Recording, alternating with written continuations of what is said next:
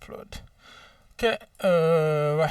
Donc on recommence. On va déployer votre application d'e-commerce maintenant. Ok. Donc pour ce faire, on revient dans Miltech. Vous m'avez dit qu'il y avait le repo ici. Tout le monde me reçoit d'abord, c'est correct? C'est bon pour tout le monde? Ok, c'est beau. Donc on a Online Shop. Donc quand tu veux déployer un projet sur lequel tu n'as pas travaillé, généralement on se base sur les README. Ok? Le README c'est un fichier qui va expliquer un peu comment démarrer en fait et c'est quoi ce que ça fait l'application. Ok? Build e-commerce platform for students. Get started. Donc la première des choses c'est de cloner le repo. On va le faire. Donc c'est ça l'importance du README. Moi qui n'ai jamais participé, je vais pouvoir y aller et le démarrer sans que j'ai eu quoi à faire dans le même projet. Ok? Donc en premier lieu, je vais le cloner comme on l'a fait pour celui-ci. Oups. Ok, bon. New terminal. Je sors de ce repo. Git clone.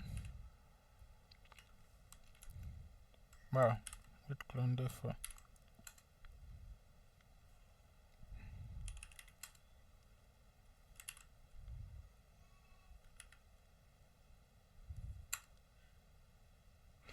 Ah oui.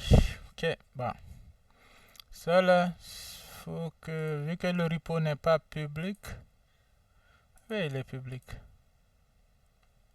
Ah ouais, il est public, mais Harun a utilisé le SSH dans le README. Je vais pouvoir essayer. Ok, je refais git clone, je mets. Ok, c'est bon. Avec cette instruction, il faut au moins avoir ces clés SSH qu'on a là dans le README. Ok, parce que quand tu mets avec le SSH, il te faut la clé. Mais là, oh là, c'est bon. Je vais l'ouvrir. Mais open, je pars le chercher. Il est dans l'utilisateur Online Shop. Donc on a Online Shop, on continue avec son README. Bon, le README il est plus beau à lire ici. Donc après avoir clone le repo, il me dit de faire Python 3.12 par exemple. Mais ça veut dire qu'il faut que j'ai Python 3.12. Donc on l'installe.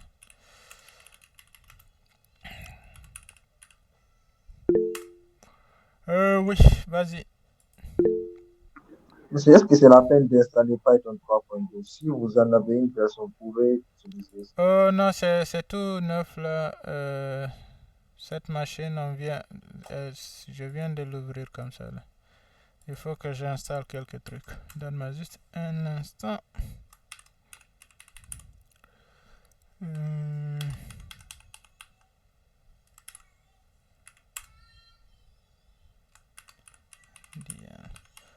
Bon, il faut juste avoir Python. Je suis d'accord avec toi, mais il faut que moi-même j'ai Python d'abord sur la machine en fait. Python 3, ok? Je pense par défaut c'est le 2 qui est là. Donc ce qu'on va faire ici. Donc excite.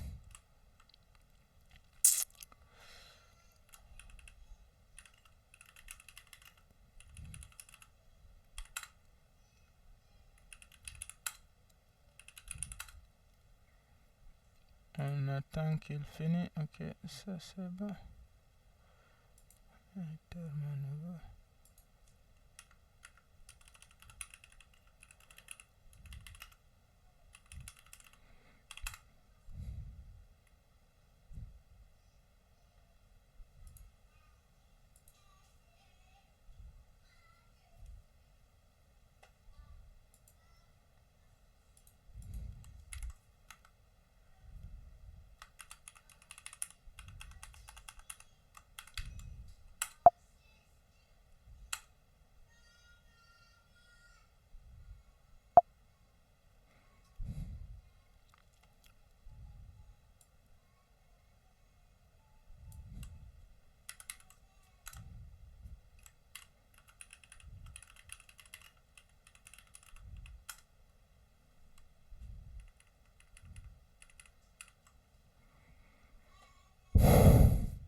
Donc, je vois que lui, il est parti prendre la version 13 qui est là, donc c'est correct.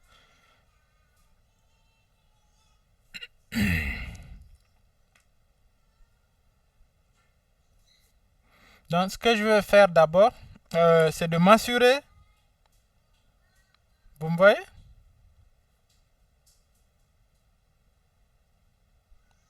C'est de m'assurer que l'application d'abord roule bien en local avant de commencer à la dockeriser et puis la déployer. Ok?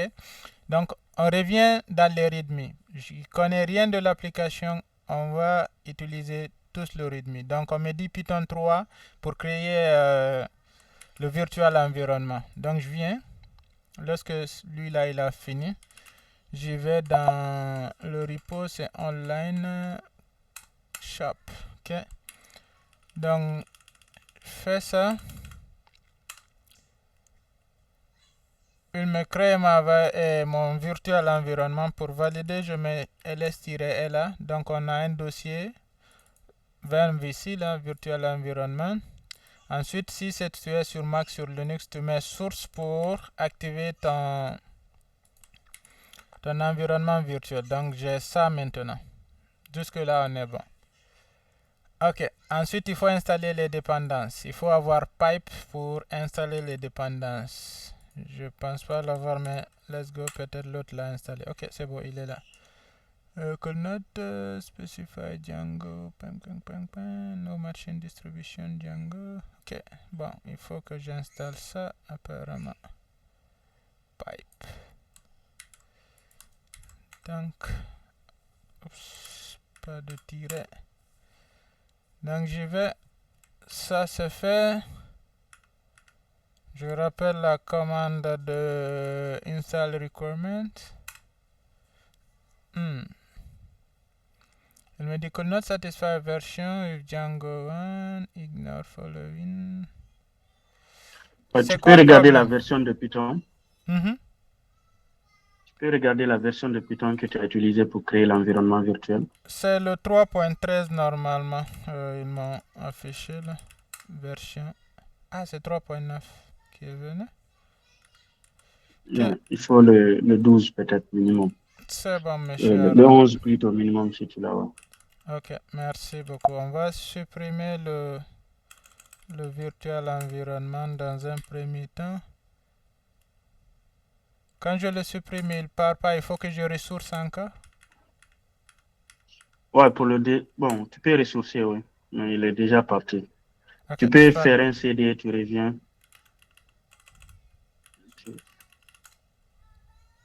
Ok, bon, c'est bon. Quand tu actives, il va le changer. Quand tu créeras un nouveau. Il n'y a pas de problème. Donc, je mets 3.13 là. Par défaut, le 3 qu'il prend, c'est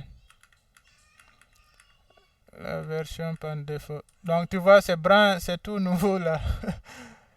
Ok, c'est tout nouveau. C'est mon nouveau Mac mini là. Je l'initialise avec tes gars. Donc, pipe 3 install requirement. Ok, je pense qu'on est bon, n'est-ce pas?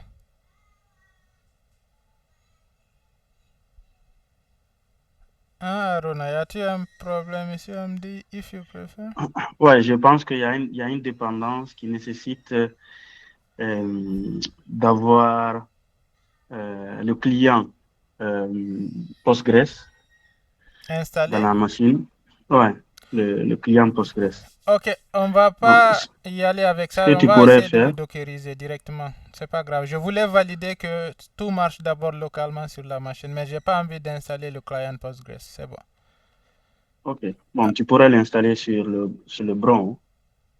Sur le sur Homebron. Ouais, c'est ça. J'ai pas envie de l'installer directement. Je ferai d'autres environnements. C'est pas grave. On va essayer de le dockeriser. Comme toi-même tu es là, ça va nous aider. Ok. Donc, on a l'application qui est là. Ok. Premièrement, ce qu'on fait, ce qu'on a vu avec Docker, on avait la commande docker init. Ok. Ouais, il me faut Docker. Ouais. Donc, allons installer Docker Desktop. Docker Desktop. Parce que pourquoi j'ai switché ici, il n'y avait personne au début qui pouvait enregistrer la rencontre, donc pour pas que les absents n'aient pas le cours. Donc on a jugé nécessaire de Docker. Bon, qu'est-ce que je dis? Docker desktop. Apple Silicon.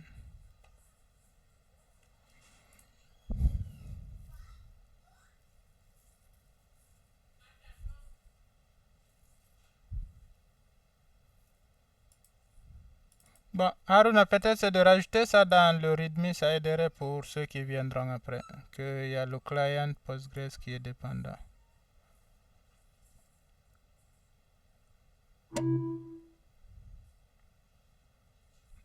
Ok, je pense qu'on a Docker Desktop maintenant.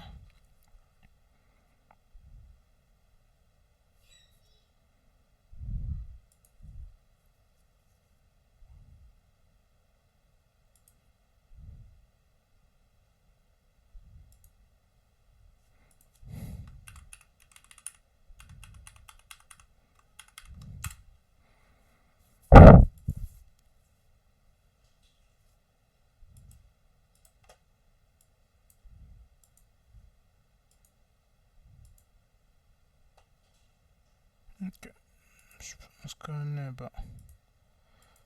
Donc on revient, on fait Docker init.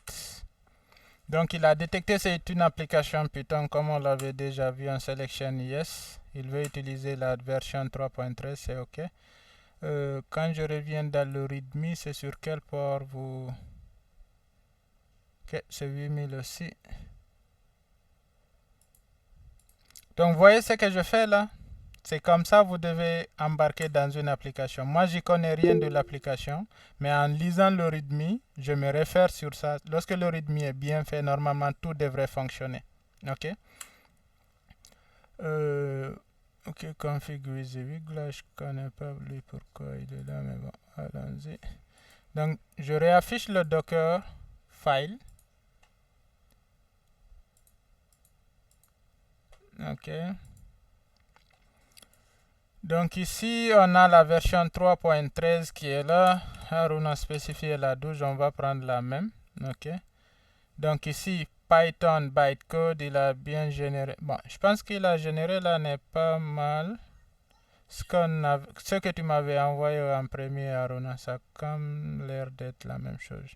Donc il utilise un utilisateur, il crée un utilisateur qui s'appelle AppUser, ça on a déjà vu ça. Ensuite, bon, je pense qu'on est good to go.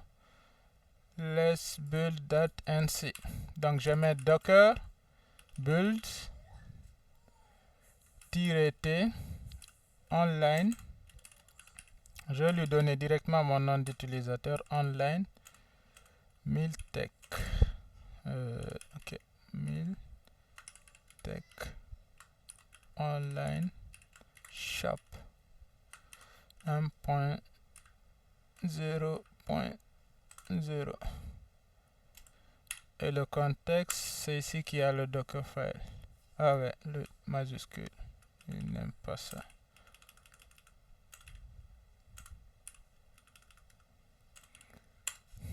Ok, donc là, on fait le build de notre image. Ok. Rappelez, l'objectif, c'est le déployer dans une stack. Ok. On va commencer from scratch. Builder d'abord le Docker. File to Python install requirement did not successful. Ok. Haruna, là aussi le requirement ne passe pas. Il nous faudrait avoir le client aussi dans le Dockerfile, le client Postgres. Oui, tu peux montrer l'erreur? C'est la même là de tantôt. Requirement did not successfully completed. From keyword.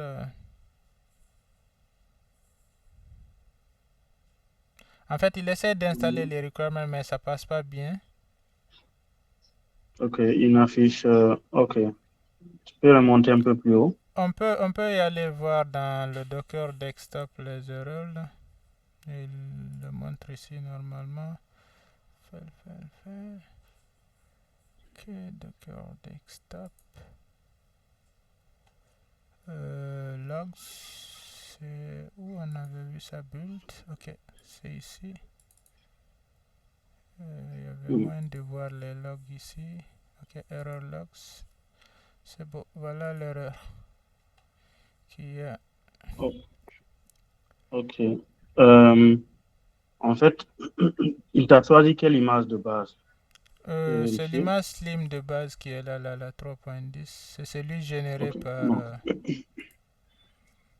Ouais, si c'est le slim, tu as besoin d'ajouter. Je vais t'envoyer ce que tu vas ajouter. Ok. Mm. Sinon, l'autre image de base, qu'est-ce qu'on pouvait choisir pour... Tu peux choisir un bolster, parce que le slim, normalement, il ne contient pas toutes les dépendances, en fait, pour permettre de se connecter à une base de données Postgres. Ok, let's go. On va aller dans le Docker Hub. J'ai mis dans le chat. Hein. Ok, on va utiliser l'image Ok. là au lieu du slim. C'est Python 3.12. La version Debian Buster, c'est ça? Oui. Buster. Slim Buster, ok. On a la Debian Buster ici. Je copie ça. S'assure juste qu'il est récent là. Update IAEGO. Oh, ça c'est trop. Bon, Debian Regarde Buster aussi. là, on peut aller avec Bookworm, non, c'est le plus récent là. Oui, oui, lui aussi, ouais.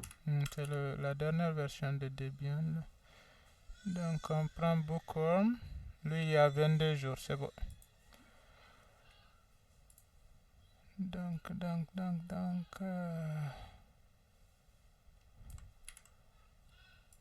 Je change ça. Généralement, les gens utilisent le slim parce que Ouais, le c'est plus slim, c'est le léger. moins. Ouais, c'est le léger aussi, c'est le moins vulnérable, Ouais, parfois. moins Et vulnérable. donc, ils rajoutent des choses par-dessus.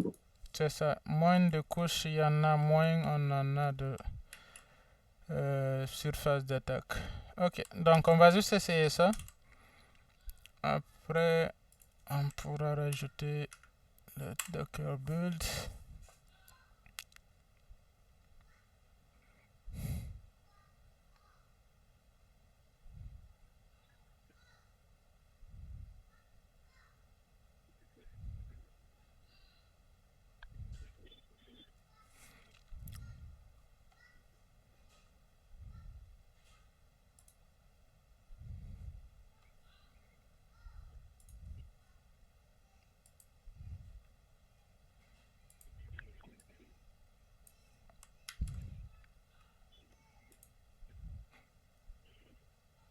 Ok, donc ici tout a l'air bon. Hein? On a jusque des warnings. Ok, donc avec l'image de base, ça marche bien, mais comme dit Aruna, ça c'est pas la bonne pratique. Ok, la bonne pratique pour rouler des images en production, il faut utiliser les plus légères possibles avec moins de dépendance. Ok, maintenant qu'on connaît les dépendances qu'il faut rajouter à la version slim, on va les rajouter ici. Ok, donc on utilise la commande run et puis apt install, vu que la version slim là est basée sur du Debian. Apt install. Voilà les différents outils dans le build essentiel, le GCC, libdev. Ok, donc on va essayer avec ça, voir si ça aussi ça build.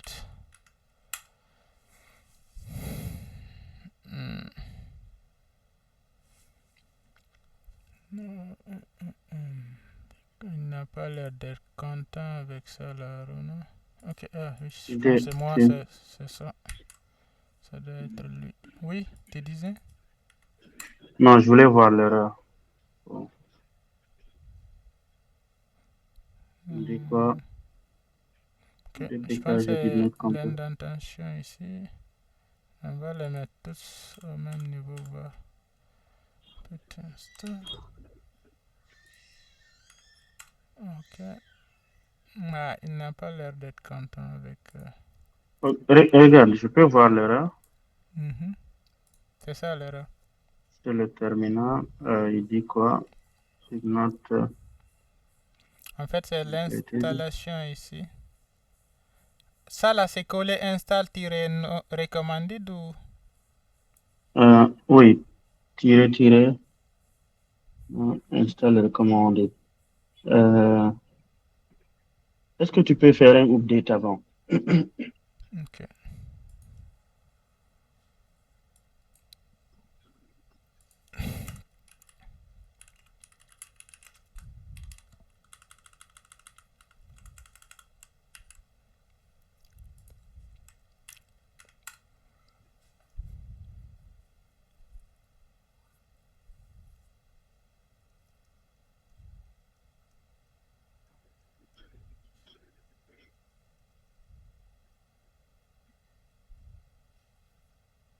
Ok, ça a l'air d'être mieux.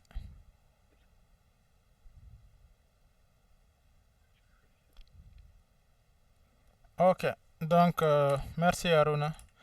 On a notre image de base normalement sur lequel on... Image is... Donc Miltech, je vais aller le déployer dans mon Docker Hub pour que la stack après puisse la pouler. Donc je mets Docker Login. Il va m'afficher d'y aller sur l'interface. J'y vais. Ok, je confirme. Bon, il faut encore me connecter là. Normalement, est-ce que... Ok, on va voir si ça passe. Que j'ai là. Ok, good.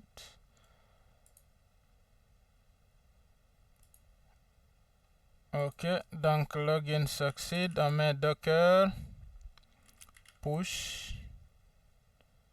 Ça, c'est le nom de mon image. Version 1.0. Donc pourquoi je le pousse, c'est pour qu'on puisse y accéder après depuis les machines, depuis les droplets dans Docker Hub et dans DigitalOcean. Ok. Donc maintenant on va revenir sur le fichier de Docker Compose. Haruna, l'application c'est une base de données en mémoire ou il y a une base de données externe? Je pense qu'il y a une base de données. Regarde, utilise Postgres. Est-ce que tu peux ouvrir le dossier config? Il y a un dossier Dossier config config. setting. Ok, config. Settings. Settings. Okay. Et tu peux voir database. Bon, tu peux descendre. Voir database quelque part. Ok. Ah ouais, c'est Postgres. Bon, il y a, reviens maintenant. Bon, il utilise, je pense, l'environnement. Tu reviens à la racine. Il doit y avoir en bas, à côté des dossiers, il doit y avoir un fichier. Voilà, c'est ça. Settings.ini, exemple. C'est ça. Ok, on le renomme à settings.ini. C'est ça? C'est ça. Good. Ok, donc l'application utilise une base de données Postgres. Il va falloir qu'on rajoute ici un service Postgres. Ok, donc dans l'initialisation déjà, on a ce qu'il faut ici là. Oups, bon, mes réflexes.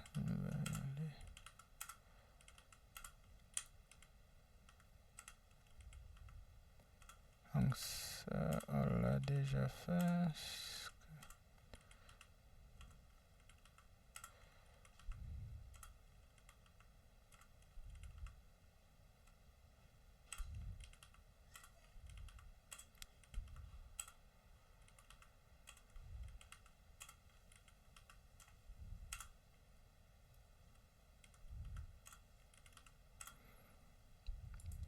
Ok, donc quand j'y reviens ici, on a le service Postgres qui est DB depends on. Ok.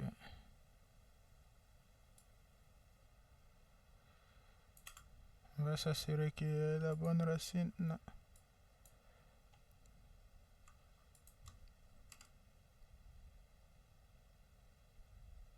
Ok. Donc les deux services sont la bonne racine. On a l'image Postgres. La bonne pratique, c'est toujours de mettre la version, surtout s'il s'agit de bases de données. Donc on vient dans Docker Hub, on met Postgres, tag, On prend celle-ci. Ou si vous connaissez exactement la version que votre base de données requiert là, unless you stopped, c'est stopped, right? Stopped, ok. Le user c'est Postgres, DB password, le secret, environnement, ok. Donc on va se créer ce fichier.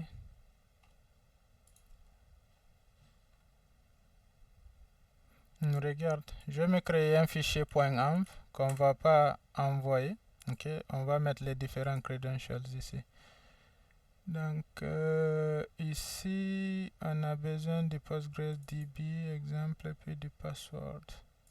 Ok.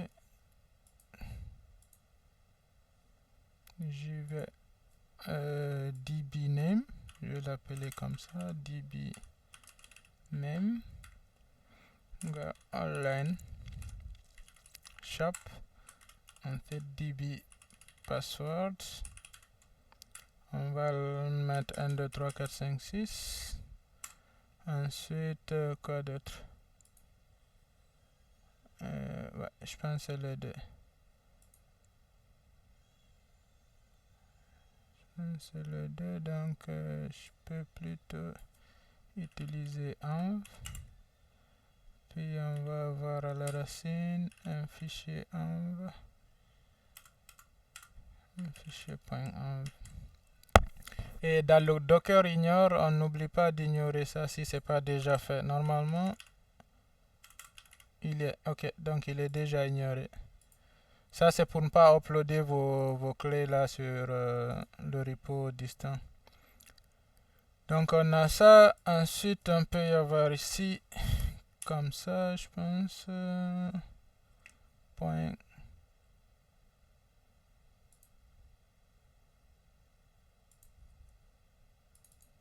DB name.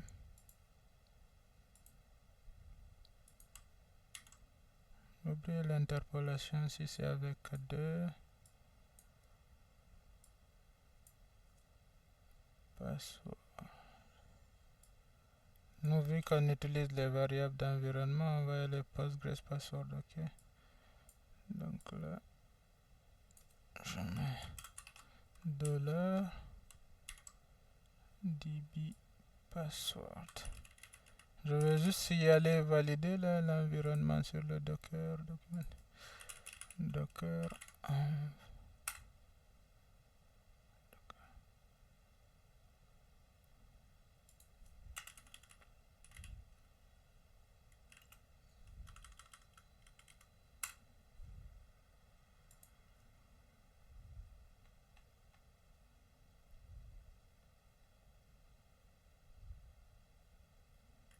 ok, c'est plutôt en file. On peut même mettre comme ça en file. Ok, l'interpolation c'était $étoile ou...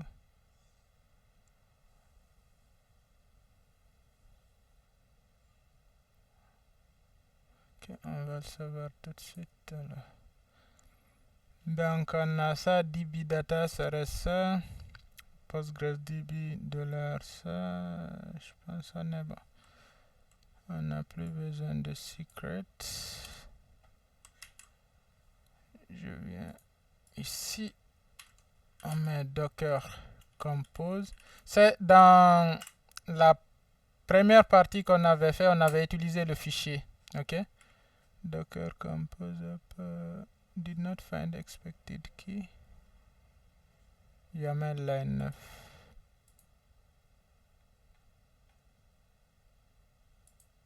Service.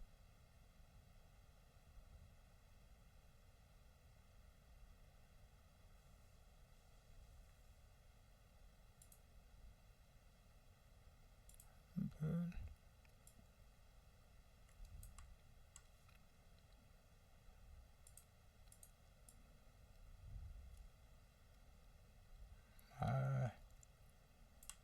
Come on.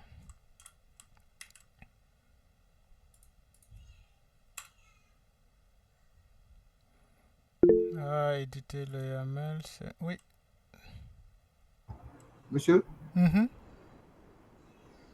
je pense que est-ce que le problème ce n'est pas au niveau des fichiers d'environnement parce que la clé secrète a été envoyée là-bas. Je pense que c'est la façon dont il arrive à avoir accès. C'est comme si le chemin n'est pas bon.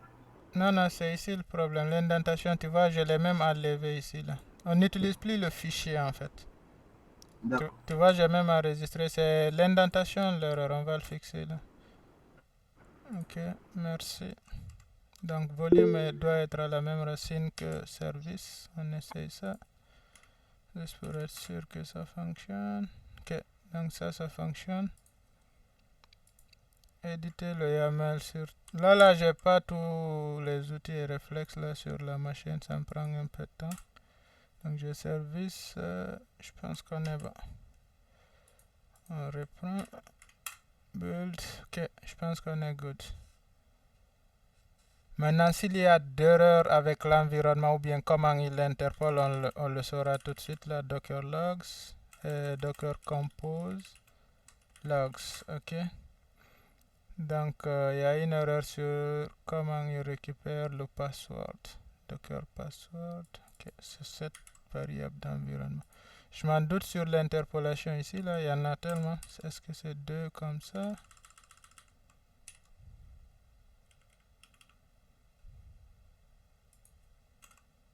On va savoir tout de suite.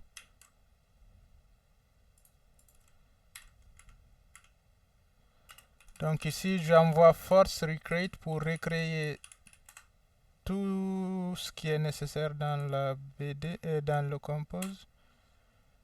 Donc là, ok. Donc on a ici system database ready to accept. Ok.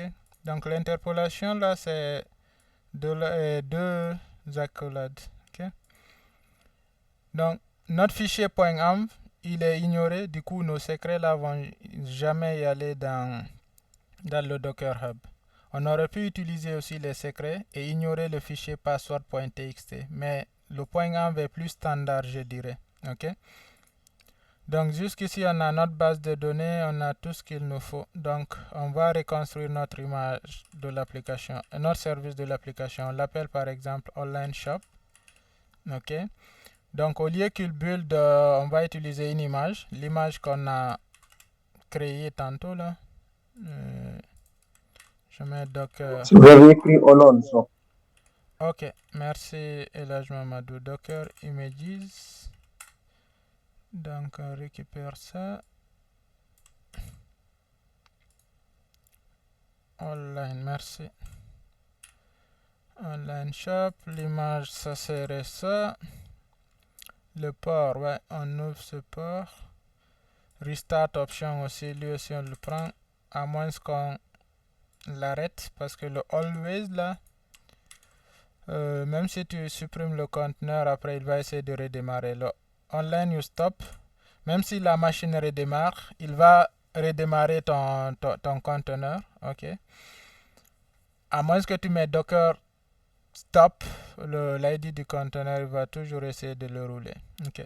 Donc là maintenant, quand on vient dans le setup.ini, il est où? Settings.ini plutôt. On a besoin de ça là comme variable d'environnement. Ok. Donc secret key, bon, ça je pense qu'on ne le touche pas. Clé du projet, ou bien, bon, ça j'aurais besoin de Haruna tantôt. DB Engine, le DB name. Ok, on va lui donner le nom de la base de données. Mais pour que eux là, ils communiquent, il faut qu'ils soient dans le même réseau, n'est-ce pas? Ok, par défaut, ils sont dans le même réseau, mais on voudrait quand même créer notre réseau. On s'en va vers le stack, ok? Et là, on parle du réseau overlay, ok? Donc ici, je viens. Je mets network. Ok. Networks plutôt, je pense. Puis on va l'appeler online. Ouais, appelons-le online comme ça là. Je pense, si je ne me trompe pas. Je vais ouvrir l'autre folder à côté comme référence. Ah oui, lui il va se fermer. C'est bon. C'est bon, c'est bon, c'est bon. Je mets un 4.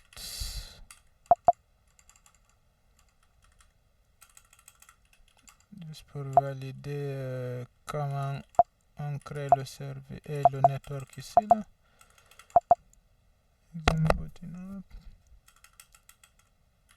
Docker compose.yml. Évidemment que tu connais pas cat avec DC et DA plutôt.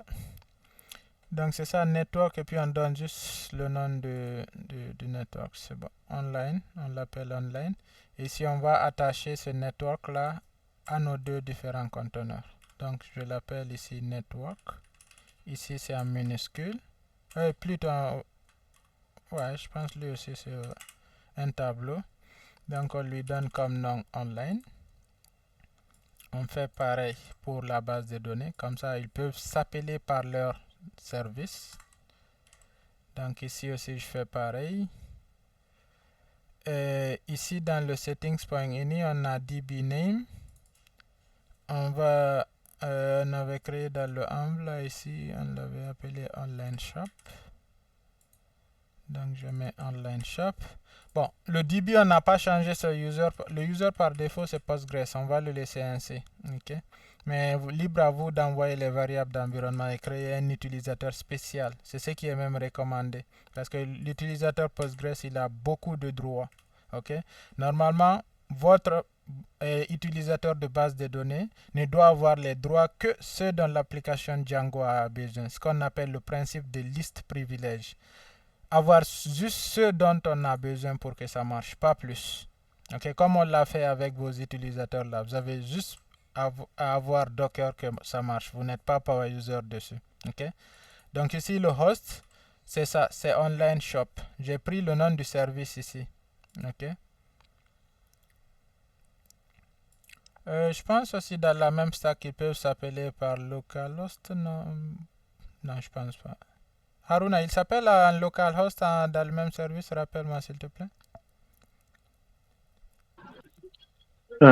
Qui ça? Les différents services dans un même compose, ils peuvent s'appeler par localhost ou bien juste avec leur service. J'ai oublié ce bout-là sur Swarm et sur Docker. Mais non, je pense pas. Le localhost va être dans le conteneur, je pense. C'est correct. Ouais, moi, ce que j'avais dit, c'est le nom même du conteneur, le nom même du service, en fait. S'ils sont dans le même réseau. Ouais, c'est ça. Le nom du service. Ici, donc c'est correct.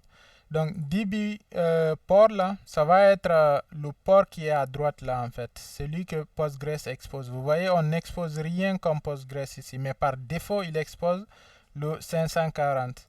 À moins que vous ayez besoin de manager votre base de données depuis à distance, là, n'exposez pas le port 5480 et 5432. Surtout là, on part sur Digital Ocean encore plus. C'est un port très sensible.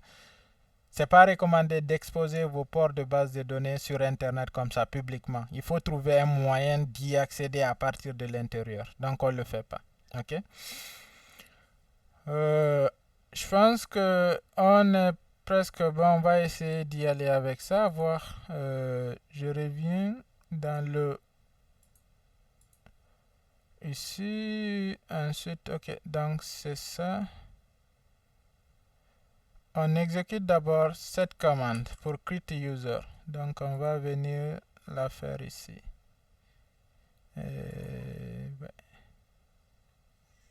Peut-être que j'ai oublié, il faut d'abord l'immigration.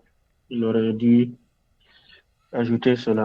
La même commande, mais à la fin. Oui, après que le conteneur est là. Non. Après que le conteneur est fini de démarrer et qu'il est en cours, il faut exécuter ces commandes. C'est comme des commandes d'initialisation. Ok. Donc, on a ici notre application et on a l'option commande, je pense, ici, là, au pluriel, où on peut lui envoyer des commandes. On va y aller valider dans la doc officielle. Donc, ici, Docker compose commands. Donc quand je viens dans la doc officielle, je vais y aller dans le compose file.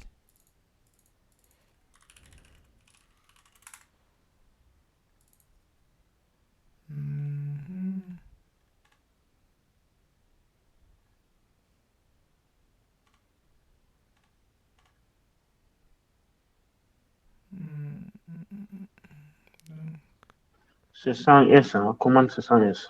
Ok. Hmm. C'est-tu une seule commande de l'envoi ou plusieurs?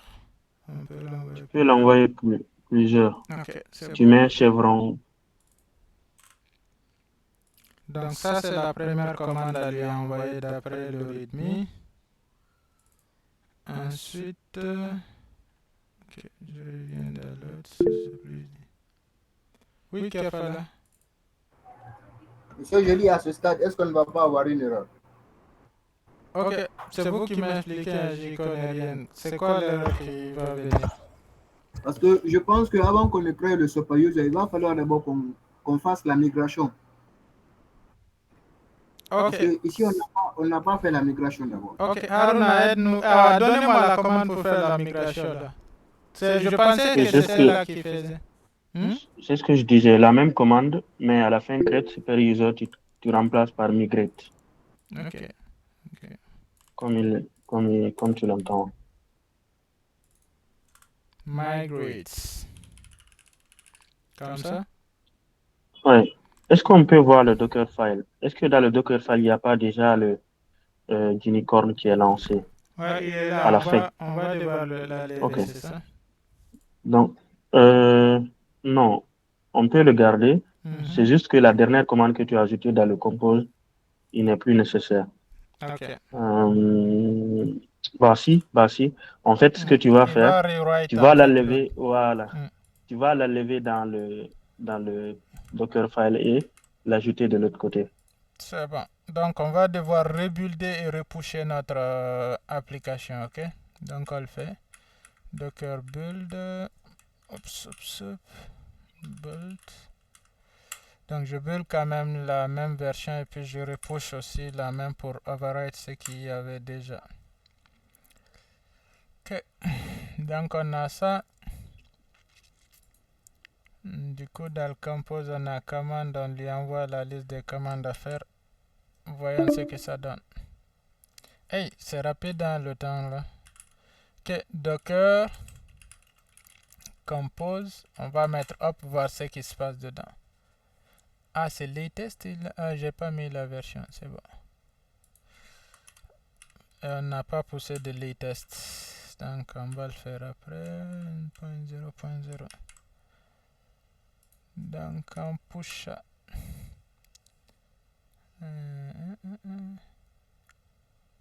Gracefully, database connection is ready. Python manage migrate, ça marche pas, Aruna. File not found. Manage file, es-tu là? Ok. Est-ce qu'on avait copié manage file là? On va revoir le docker file. Ouais, il a tout copié quand même. Y a-t-il le fichier? Il a tout copié. Ouais, il y a le manage file ici quand même. Ah, ok. Ok. Est-ce que je me suis positionné dans le même dossier? Je pense pas. Dans le compose, on va valider ça. Compose, y a-t-il un moyen de lui dire le default dire ici là? Il faut y aller. Ou bien tu te rappelles pour lui mettre comme default dire là, comme le work dire. Ça s'appelle-tu work dire aussi? Non. Compose. Non, il porte un autre nom. Attends, full docker compose file option. Ok, quand on vient à la référence, qu'est-ce qu'il nous dit là? Version service type level.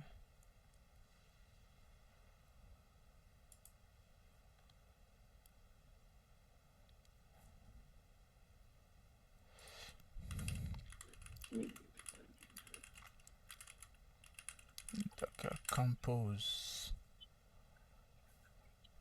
Tu n'as normalement pas besoin de le faire sur le compose. Ce que tu vas faire. C'est ça, c'est working dir, il est là en fait. Okay. En fait, tu sais, on a buildé dans celui-ci, non? App name. On lui a dit que l'utilisateur, le work dir, c'est app. Ok? Donc dans le compose, pour lancer cette commande-là, il va falloir qu'on se positionne au même endroit. Mais normalement, il aurait dû aussi être dans le même dossier. Je ne sais pas pourquoi il ne l'est pas. Mais let's go. Je mets work in dir app, on va voir ce que ça donne. Donc hop, crypto CI path.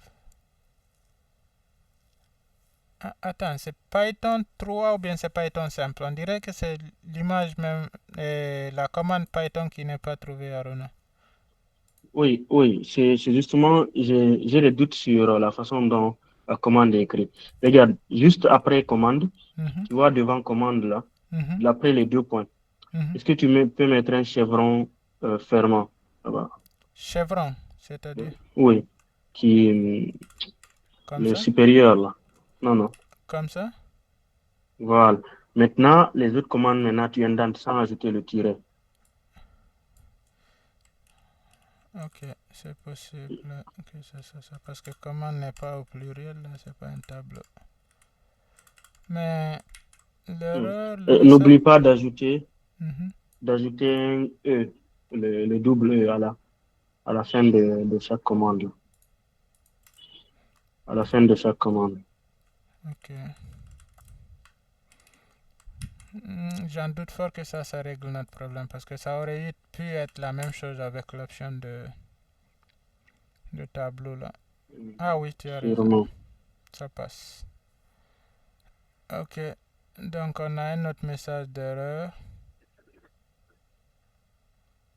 qui lui n'est pas lié à ce qu'on a là. Donc,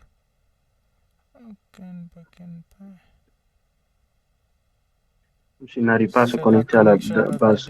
Ok, on revient voir. Settings.ini.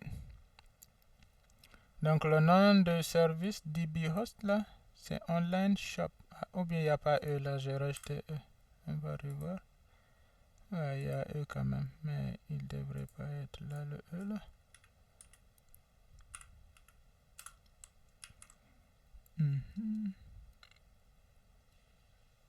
Ils sont dans le même network. La BD s'appelle DB, excuse-moi.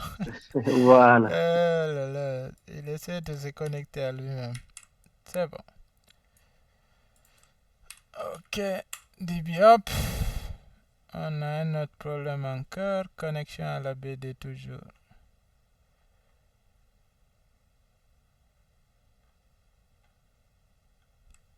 Ok, revoir qu'est-ce qu'il a. J'ai l'impression qu'il essaie de faire un localhost. Est-ce qu'ils sont dans le même réseau? Ah, ils sont dans le même réseau. Là, je les ai tous attachés. Voilà le réseau. Ok, il s'appelle online. Ok. Donc la BD est attachée à ce réseau. Est-ce que tu créeras plutôt un réseau externe? Comme ça, et tous ils se connectent dessus. Ok. Pour là où tu as déclaré le network réseau, tu indentes, tu mets external true. Mais l'indentation, est-ce que c'est bon?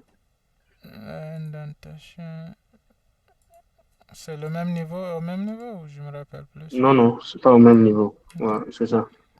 Maintenant, il faudra créer à travers Docker Network Create pour créer le réseau. Après, tu pourras. Normalement, ainsi, Force Recruit, il est capable de recréer le même réseau, non? Additional property not allow. Network online. Ok, bon. La commande external, c'est E, hein? C'est pas A. Ah, external. Ok.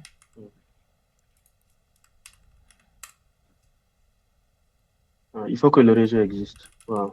Docker Network. Network creates online. Mais pourquoi ils ne sont pas capables de se connecter dans le même réseau sans même passer par external là? C'est ça ma question. Ouais, normalement il aurait dû. En fait, c'est si la base. Tu vois, lui il essaie toujours avec localhost. C'est pas ça on veut. C'est comme il prend pas les paramètres là. Le settings. Ah, il faut que je rebuild. Ouais. Il faut que je rebuild et puis je repush. N'est-ce pas? Ok, essaie de rebuild. Il faut que je rebuild, je pousse parce qu'on vient de changer la BD, le nom du service à BD. Parce que normalement, on n'a pas besoin d'aller jusqu'à external. Ok, je le build. Ok. Je recopie. Je push. Ok. Au niveau d'ici, là, je suis à local, il a rebuildé, c'est bon. Donc quand je viens, voilà, au moins il a changé. Ok. Il a changé, il essaie de se connecter maintenant plus en local en fait. Password authentication for Postgres user. Il a récupéré le Postgres user. Ok, on va voir le password, c'est où il a.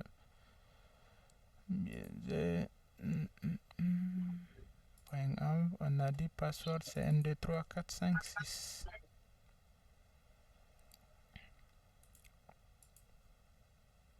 DB password c'est 1, 2, 3, 4, 5, 6 aussi là.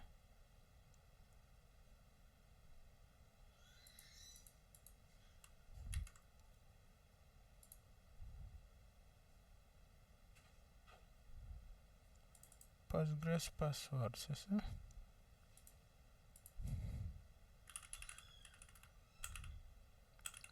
Postgres. Ok, donc quand je viens ici, ouais, on a Postgres password. Les networks sont déclarés dans les deux services. Ouais, ils sont tous attachés là. En fait, même le external, là, il devrait y accéder. Non?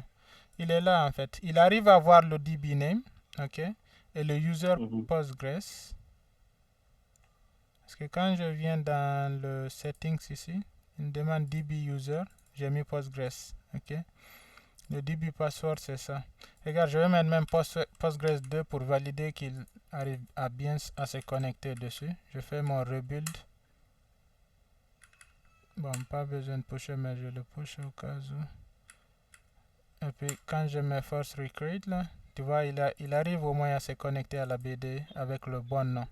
Sauf que le user password authentication, il fail là, je sais pas pour quelle raison. C'est pourquoi je suis venu ici valider que le nom est quand même exemple qui est là. Et comment on appelle? Le nom de la variable d'environnement dans le service compose ici là. C'est bien Postgres password. Est-ce que tu vas pas ajouter Postgres user aussi à côté du DB du password? Ouais, le Postgres user, ça reste, comment on appelle, Postgres par défaut. On peut quand même l'ajouter, mais ça n'arrangerait à rien, à mon avis, pour le moment.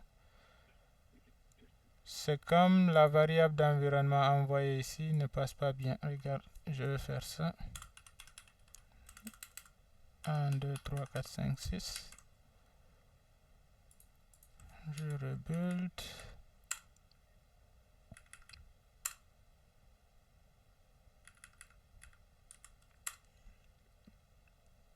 Ouais.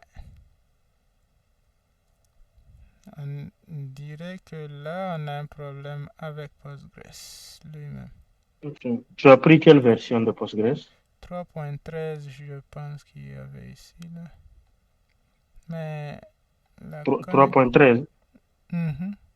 C'est quoi même j'avais pris, j'ai oublié. 3.16 ou quelque chose comme ça. Là, c'est lui-là. 13.16. Ah non, bon, je te conseille de prendre le 15 ou le 14. Ok, 15. 15.8.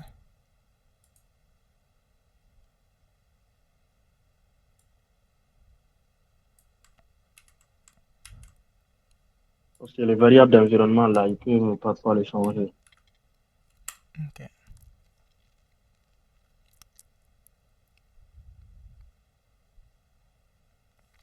Ah.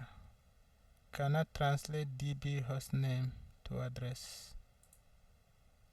Ok, the data could not translate hostname DB to address. Ok, là maintenant c'est un problème avec Swarm lui-même là en fait. Et avec Compose plutôt. Donc, command stop. Tu as rebuildé? J'ai l'impression que cela double. Non, lui là, normalement, lui n'a pas besoin de build. C'est l'autre image qui a besoin de build là. Lui, il pull directement. Okay. Ok, donc DB, comme lui ne le voyait pas ainsi. Regarde ce qu'on peut faire. C'est quand même tricky. On peut lui passer on peut mettre des adresses ici, là, IPv4, lui donner une adresse, mais il devrait se parler via le nom du host. Mais si ça marche pas, je vais lui passer la variable pour qu'il ait une adresse. Je recrée une autre rencontre et puis on se reconnecte dessus. Il reste que 2 minutes. Ouais, le problème il a changé. Il dit maintenant qu'il ne connaît pas le nom du service.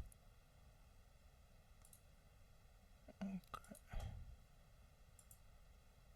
Oh.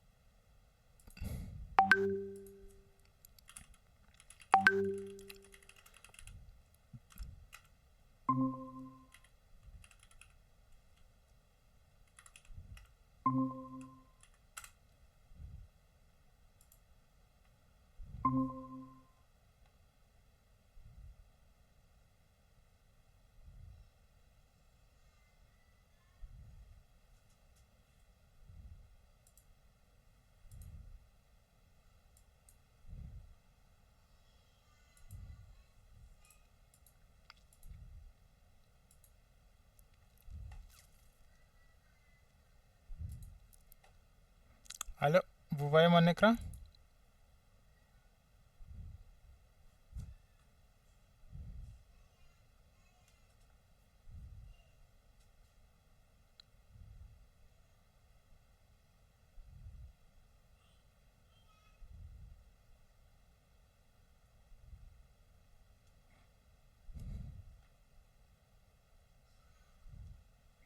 Allô, vous voyez mon écran tous?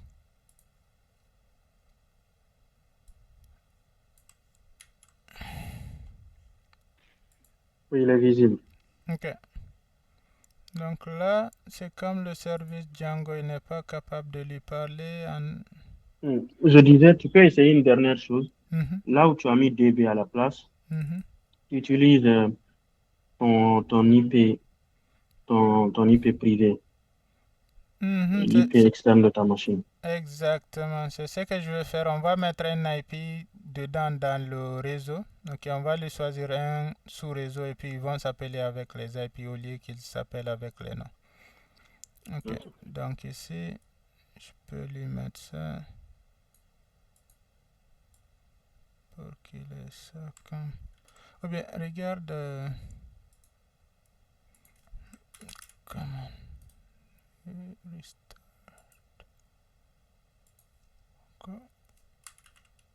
Online shop.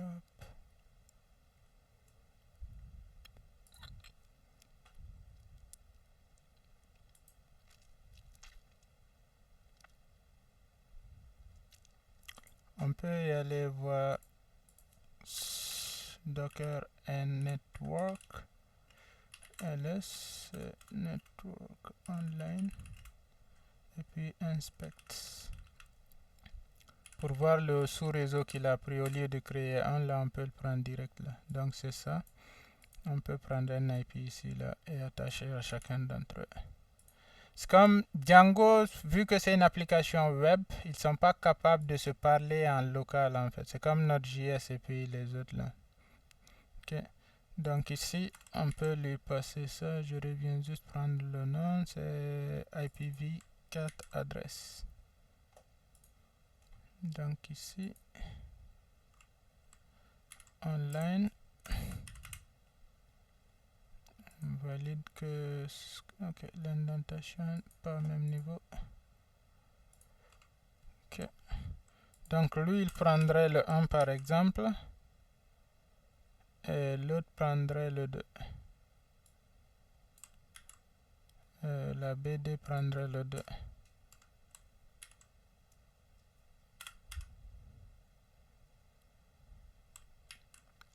Ok, l'indentation n'est pas bon. Donc, dans le fichier requirement.settings, on viendrait changer le host. Donc lui, il va essayer d'appeler la BD qui a ça. Avec le user Postgres. Je valide juste que le date env est correct. Online shop, ok. La DB name, online shop. C'est bon. On rebuild, on essaye. Build.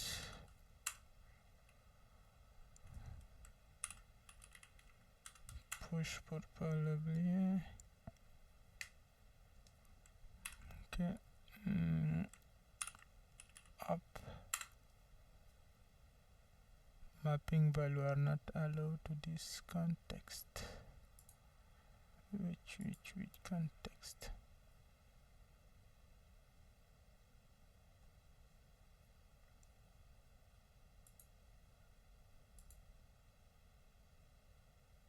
Ah ok, networks, il n'y a pas de... C'est comme depuis tantôt là, Aruna, je me suis gouré ici là. Network, c'est pas un tableau l'envoi, malgré que c'est soit un au pluriel le nom comme ça. Je pense que c'est à cause de ça. Ils pouvaient même s'appeler sûrement via leur nom. Ok, you are not allowed to map in toujours. On a ici networks, le nom du network et puis la valeur. Ok.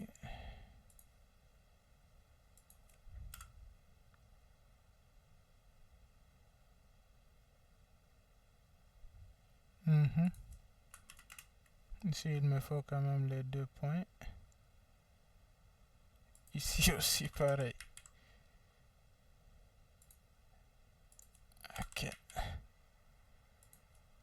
Donc, compose recreate. Là, il essaie de recréer. Endpoint invalid, endpoint settings. Là, c'est à cause de nos réseaux. La user IP specifier is supported when only connect to network with user configuration subnets. Ok, donc on va rejeter les sous-réseaux ici. On va même pas avoir besoin de l'external, c'est sûr. Donc je reviens ici. Sinon, autre chose aussi, tu exposes les IP et tu te connectes dessus, bon, à travers... Via local et puis utiliser les publics. Ouais, ça serait sortir et rentrer à nouveau. Non? Donc je récapitule ça. Je pense que depuis tout à l'heure, c'est à cause des 2 points là qu'il me fatiguait. Donc, on va lui mettre ce réseau 176. Ok, ici c'était 20.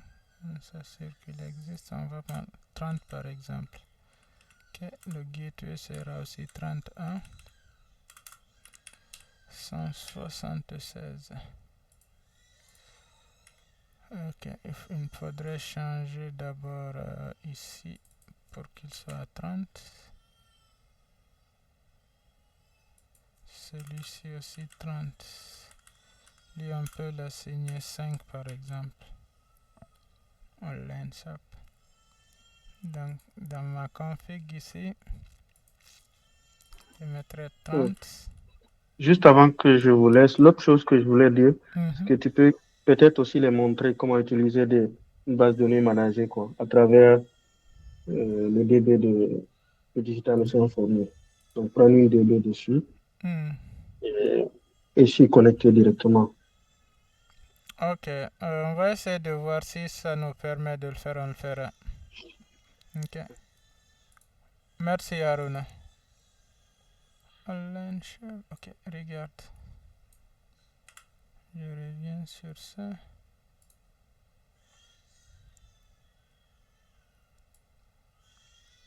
Je vais créer le réseau.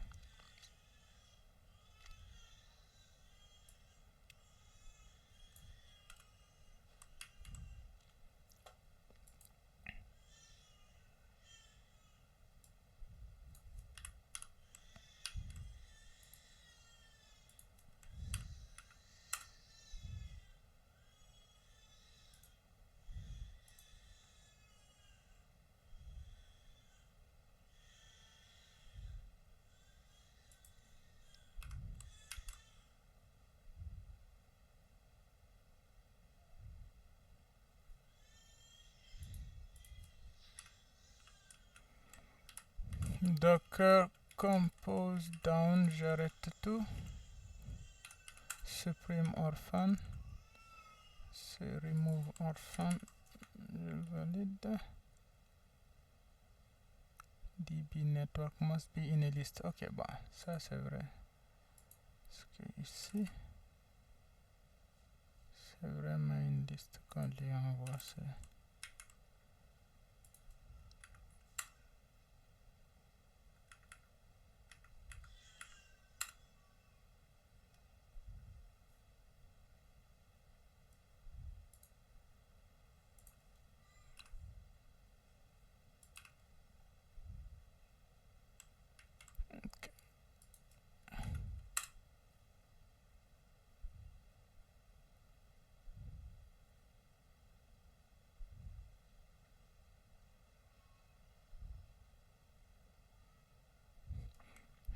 Ok, on va supprimer. Il essaie d'initialiser sur celui de la version 13 là. On va supprimer ce volume. Docker volume pour qu'il recrée un nouveau. C'est Docker volume ls. Ok. Donc on va supprimer celui-là. C'est online volume data. Docker volume rm. Force down puis up.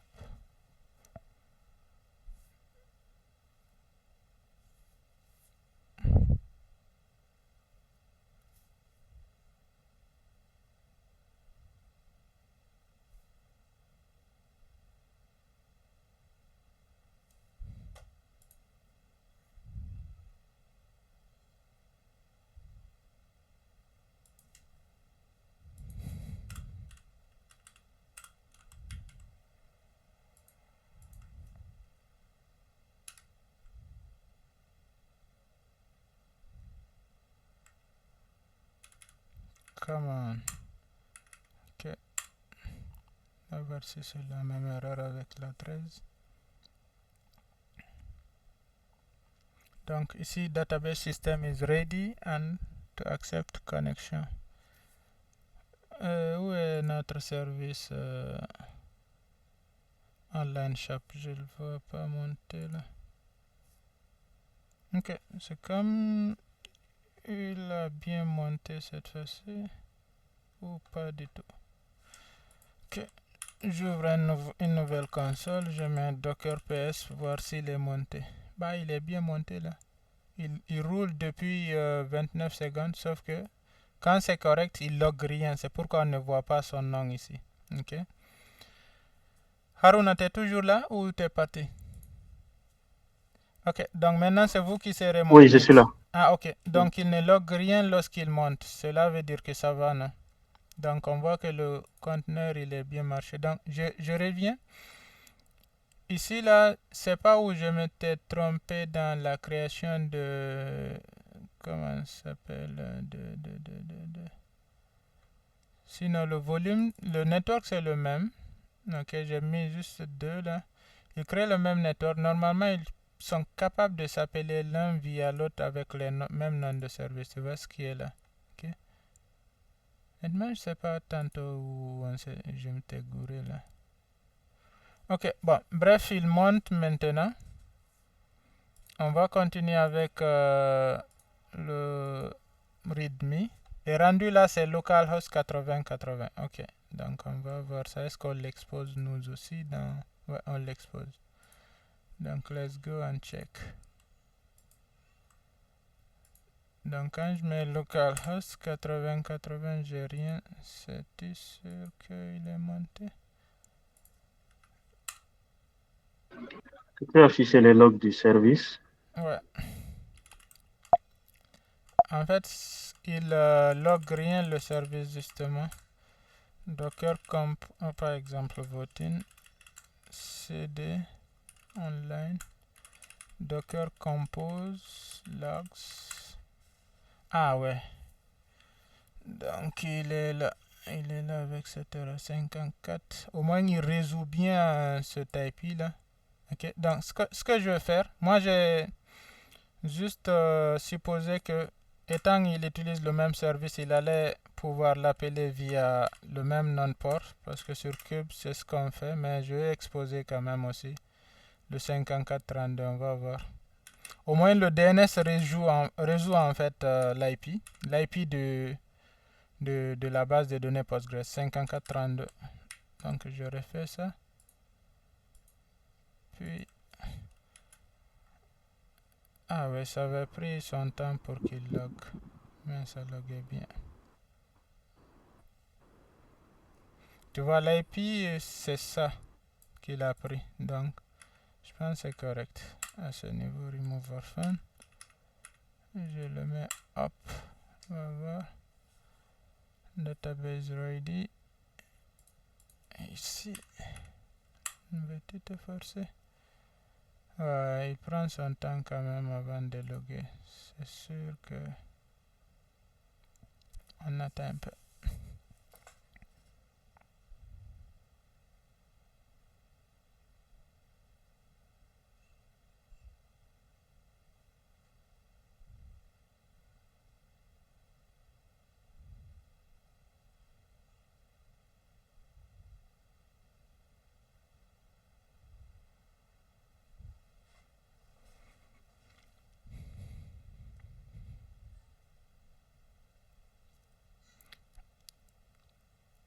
Lors des sites, vous qui utilisez l'application, il log quelque chose lorsqu'il est en train de faire le site dans la base de données, lorsqu'il est en train de populer la BD.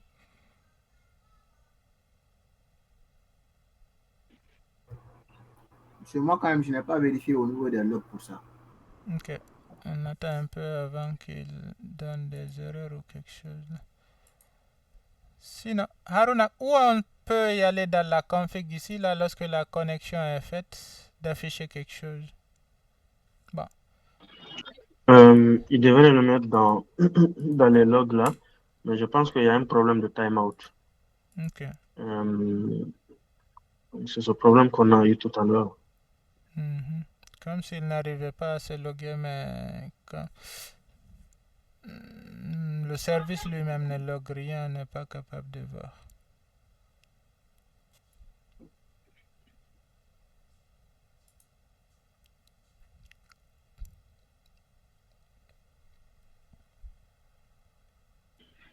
Sinon, ce que tu pourrais faire, c'est de changer les commandes, Mhm. de retirer en fait, parce qu'il y a deux commandes qui ne sont pas bonnes là-bas au niveau des commandes.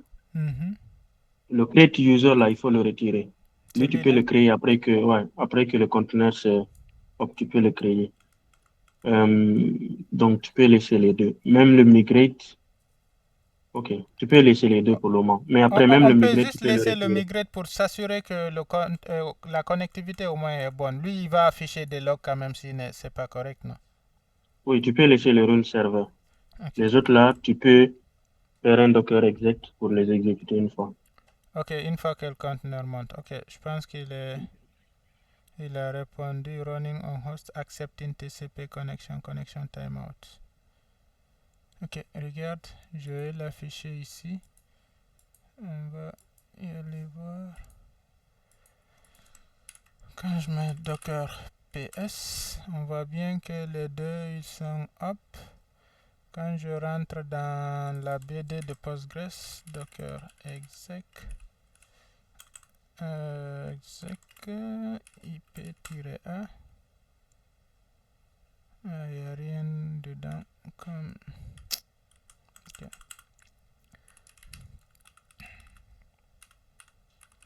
Bin bash. Je vais juste être sûr qu'il arrive à... Mais est-ce que cet utilisateur peut faire quelque chose? Je pense pas. Je vais m'assurer qu'il a le bon.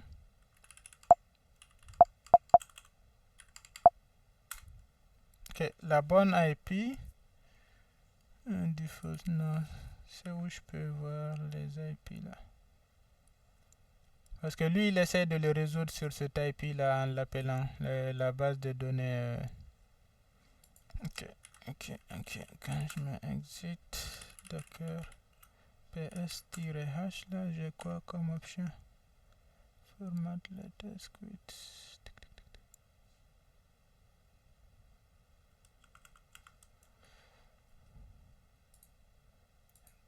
Docker show IP of container.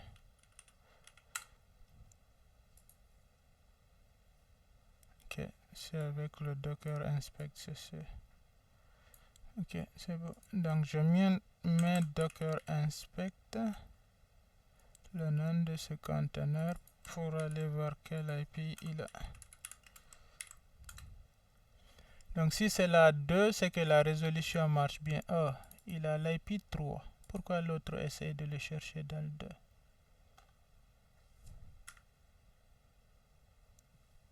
Network, il a 3.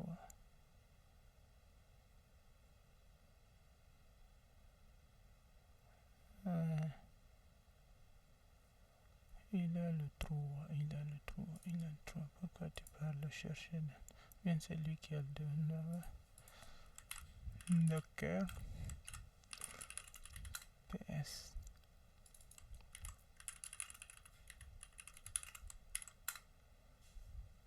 Ah oui, c'est lui qui a le 2. Lui-même a le 2. Donc, les logs. Ça, c'est Django utile connecting to server at. C'est comme s'il essayait de se connecter à lui-même là. Regarde, ce qui serait facile, vous pouvez prendre pour le moment une base de données en mémoire. Après, je reviendrai avec eux sur la connectivité avec Postgres. Ok. Donc, on peut changer les configs pour que vous preniez une base de données en mémoire. C'est bon. Au moins, on va avancer sur les problèmes qui nous concernent. Ok. C'est où on change là? Donc, reviens au niveau de settings. Oui, je suis dans settings. Le fichier settings.py. Settings.py. Oui, il est dans config. Ok, config.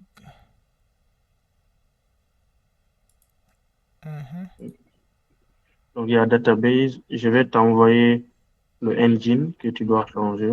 Ok. Une seconde. Donc, le reste, port, host name, tu peux tout les retirer et laisser seulement engine et name. Même le user? Même le user, ouais. Ok.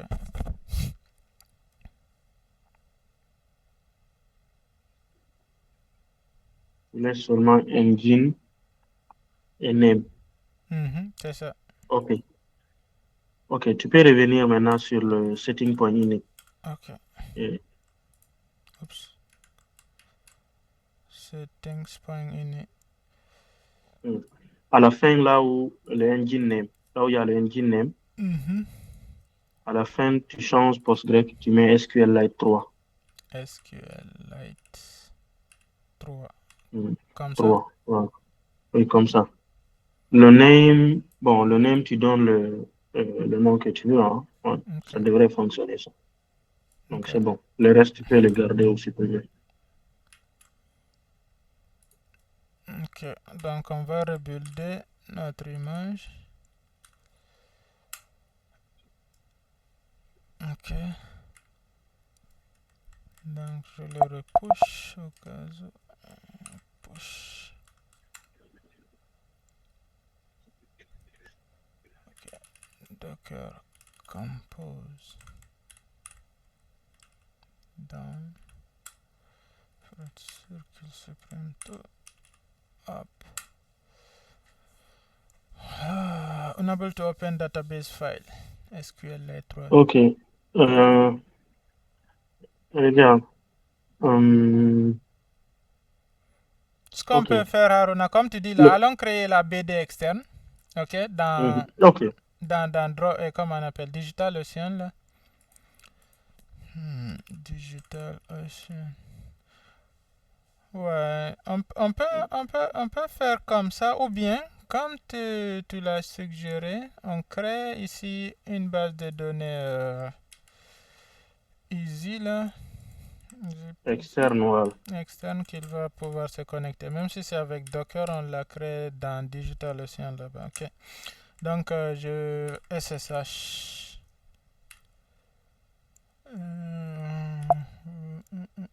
Digital Ocean. Oui, digital.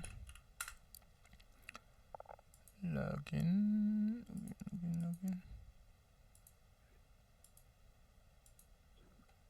Si normalement logué. Ok, donc je viens sur le manager. Je vais aller créer dessus une BD Postgres et on va y aller se connecter dessus. Postgres. En fait, là, ce qu'on est en train de faire, on va externaliser la base de données de notre swarm, ok, et de notre compose file, ok. Des fois même, il y a des essences que des bases de données ne soient pas gérées par vous, par l'équipe de base de données en fait, parce qu'eux, ils s'y connaissent mieux, ok. Donc, je vais venir ici, là, lui créer, copier cette commande, venir dans la console, on va l'arranger, user c'est Postgres. PostgreSQL. Ah non, ça c'est la commande run.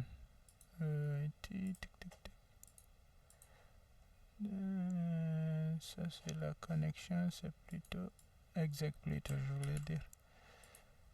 Donc on l'exécute ici avec le mot de passe simple 1, 2, 3, 4, 5, 6. 1, 2, 3, 4, 5, 6.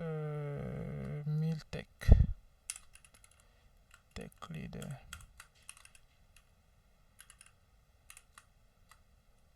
Ouais. Ok. Là, le conteneur, on va l'appeler online shop. Ok. Donc le user sera Postgres et puis la base de données par défaut, on va la spécifier. Oui, Kerfala.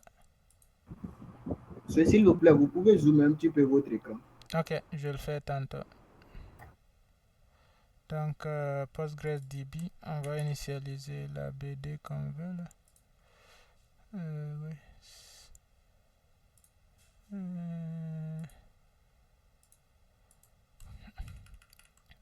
C'est bon, Kerfala?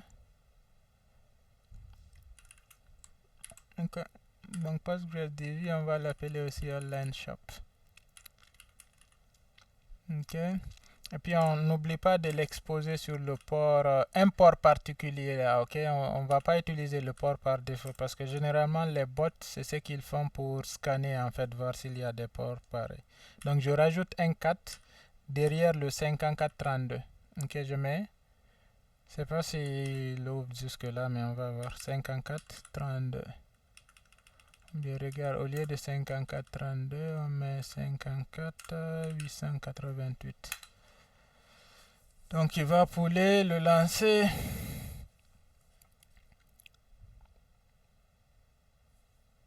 Et là, on se rappelle qu'on l'a mis dans le manager. Donc on va venir utiliser l'IP privé ici, là. Bon, public là, ouais, privé là, ça change pas grand chose entre les deux.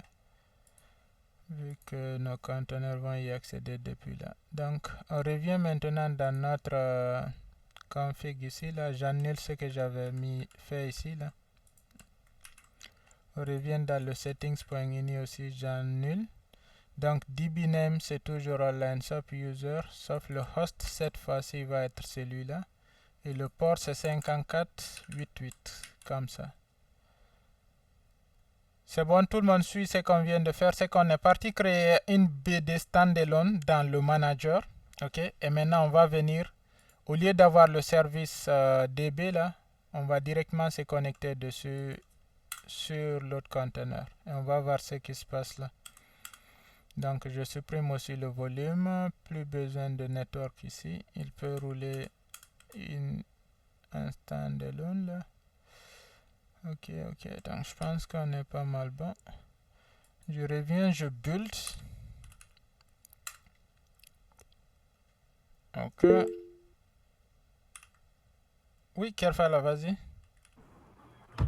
Monsieur, quelle est la différence si on passe par la DB en local de ce qu'on a, plutôt que d'utiliser la DB de Digital Ocean? Parce que ici, je vois qu'on a utilisé la base de données depuis Digital Ocean et puis on a enlevé les différents. Non, on n'a pas utilisé. Tu sais, après, je vais parler ça vers la fin. Les bases de données managées, comme Haruna le disait tantôt. Ça, c'est des bases de données gérées par Postgres. Mais notre Docker Compose, il n'est pas en train de monter avec le nom du service. Ce qu'on est venu faire, on est venu sur le manager, créer une base de données avec Docker, mais en standalone, comme on le faisait là. Ouvrir le port particulier, là, 5488, pour qu'on se connecte depuis l'extérieur. Même si toi tout de suite tu utilises SQL, SQL Plus ou bien ton comme un PG-admin là, tu pourrais te connecter si tu remplis ces informations là. Ok. Il est dans Digital Ocean, mais dans le node du manager, pas la base de données managée. Ok. C'est comme si toi c'est pareil en fait, on l'a déjà fait là, tu roules et puis tu te connectes depuis l'extérieur. Ils seront tous dans le même dans les mêmes machines, sauf que celle-ci là, il roulera que dans le manager. Ok. Le problème pourquoi on l'a fait, c'est parce qu'on a du mal à se connecter les services ici. On saura tout de suite si c'est l'application elle-même qui a un souci ou bien c'est nous-mêmes qui avons mal configuré. Donc pour pallier ça, y aller rapidement, là on a créé la BD en standalone. C'est bon? Good. Donc je reviens, je rebuild. Je repush, j'ai buildé, j'ai repushé, non, ou bien, ok, j'ai oublié, on recommence. Ok, build. C'est ça le live coding, hein. On n'a rien de prévu là, donc. Et c'est ce qui se passe dans la vraie vie. Ok, c'est pas lorsque tu as fait tout, tu viens t'expliquer. Là, c'est la vraie vie. Ok, donc là, on met Docker Compose. Je down d'abord tout. Puis je recrée.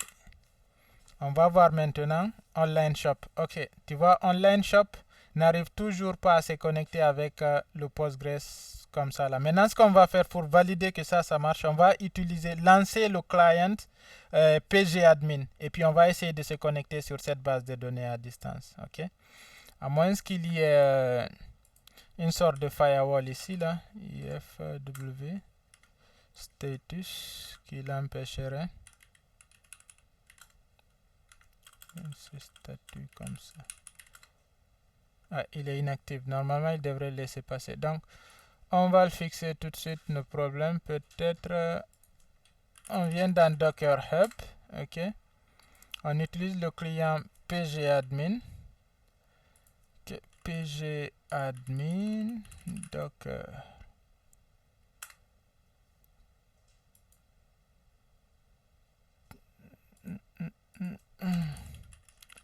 C'était pas facile de se retrouver dans leur documentation. Là, on était parti comme ça. Oui, chérie, j'arrive. Ok, donc on va prendre celui-ci là. Comme ceci. En mode standalone même, on va pas se casser la tête. Je le lance comme ça.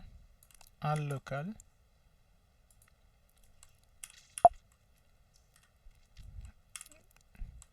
Je le lance comme ça à local sur le port. Bon, let's go avec 80-80. L'email serait user@test.com par exemple. Le mot de passe 1, 2, 3, 4, 5, 6. Donc on devrait être good to go. Donc ça, je suis en train de lancer le client Postgres d'abord à local sur ma machine. Essayer de se connecter avec notre base de données distante pour être sûr que la connectivité est bonne d'abord depuis même un client indépendant de ce qu'on a. Donc je mets localhost. Normalement j'ai pgadmin, je mets l'email que j'ai mis ici là. Donc c'est user@test.com. Et puis le mot de passe c'est 1, 2, 3, 4, 5, 6. Donc English login.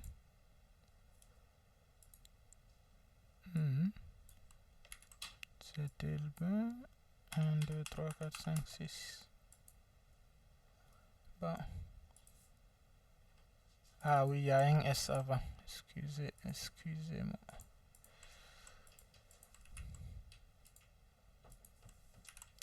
Arrête Ramatoulaye, je viens. Ok? J'arrive. Ok. Donnez-moi 2 secondes, j'arrive.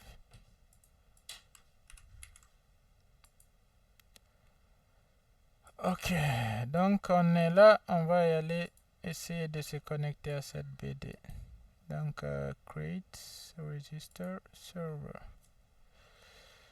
Donc DigiOcean. Donc paramètres de connectivité, ça serait l'IP de DigitalOcean en public là.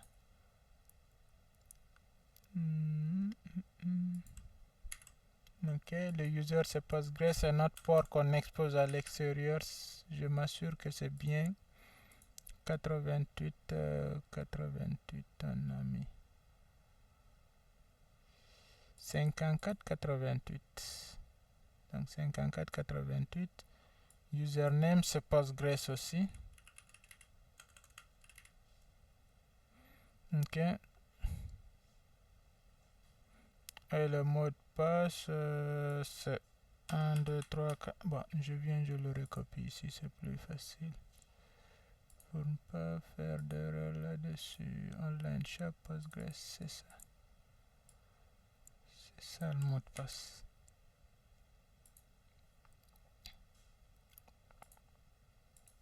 Si ça marche ici, ça nous rassure que au moins notre BD est bien exposée. Ok, donc je save. Donc j'ai accès à la BD. Ok, donc on va revoir maintenant notre Docker Compose ici et puis les settings ici. Ok, donc le mot de passe c'est ça. On voit bien que l'IP là expose bien sur ce port. Ok, donc si là il n'arrive pas à se connecter, c'est qu'il y a un souci avec l'application elle-même. Ok, donc je reviens ici, je ferme ça.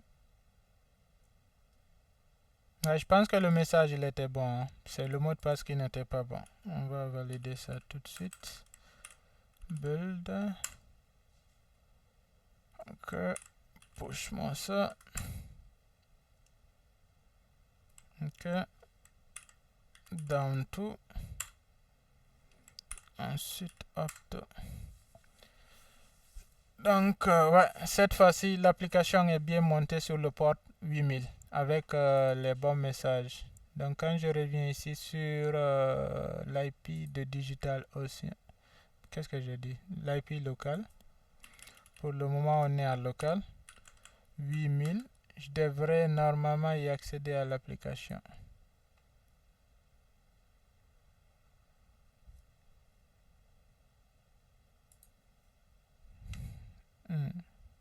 Ok, l'appli est bien montée ici. On vérifie le compose. C'est bien 8000 qu'on expose.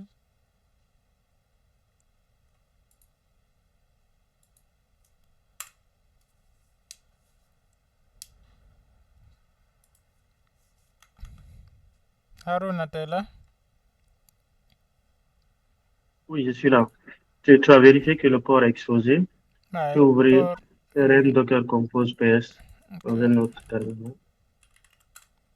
Donc le port il est bien exposé sur le 8000 ici. Ok. Donc quand je mets localhost, okay, je peux y aller même avec mon IP. Tu peux Pardon, tu disais? Ouais, je voulais dire, tu peux faire maintenant un migrate pour voir Ah, ok, dans le dans le conteneur conteneur, quoi. lui-même. Ok, Mhm. donc docker ps, docker exec.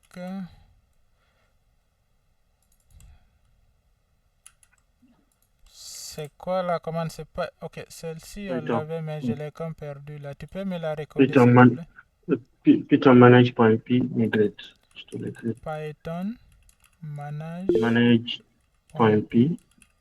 migrate. Ok, donc il est en train de faire la migration. Je profite de l'instant là pour répondre ici.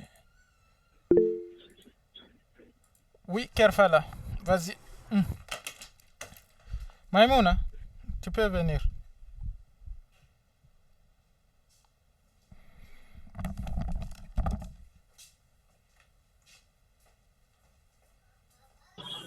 Peut-être faire la base, tu as une question. Je pourrais répondre Oui, en monsieur, c'est attendant à qu'il arrive. vous-même de la question. Allô? Alors, oui. Je dis, Oui, normalement, dans le fichier YAML, je crois qu'on avait tapé on avait mis une ligne de code qui nous permettait de faire la migration. Lorsqu'on oui. faisait. Maintenant, pourquoi on est venu dans la console refaire encore la migration alors que cette instruction dans le ROM est déjà donnée dans le fichier YAML? Normalement, il devrait l'exécuter là-bas. Non, la commande a été retirée. Il n'y a qu'une seule commande qui se trouve dans le fichier. C'est le run server. Ok, je n'ai pas remarqué. Merci.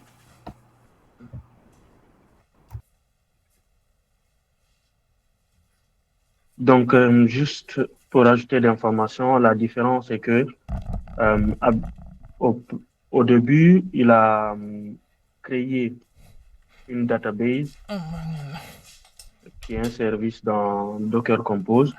Il a créé un autre service pour l'application aussi Django.